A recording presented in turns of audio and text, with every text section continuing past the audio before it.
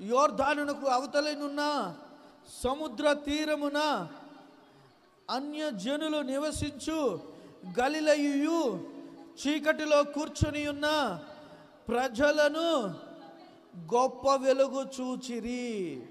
మరణ ప్రదేశములోను మరణ ఛాయలలోను కూర్చుండు వారికి వెలుగు ఉదయించెను. దేవుని బిడ్డలారా, నీ కొరకే దేవుడు వెలుగుగా ఉదయించాడు. ఆకాశమందు ఒక దివ్యమైన తారగా వెలిసాడు. నీకు నాకు ఆయన వెలుగివ్వటానికి, జీవపు వెలుగునివ్వటానికి, ఆయన వెలుగులో నిన్ను నన్ను నడిపించటానికి ఆయన వెలుగై ఈ లోకంలోనికి వచ్చారు. బైబిల్ గ్రంథంలో చాలా స్పష్టంగా చెబుతున్నాడంట.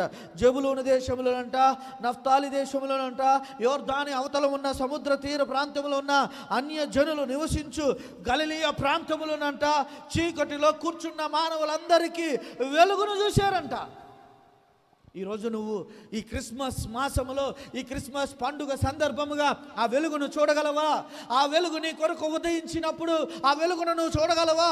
ఆ వెలుగు నీ మీదకు ఆయన ప్రసరింపజేస్తున్నప్పుడు, ఆ వెలుగు నీ మీదకు ఉదయింపజేయుచున్నప్పుడు ఆయన కొరకు నీవు మరణ ఛాయల నుండి లేవగలవా?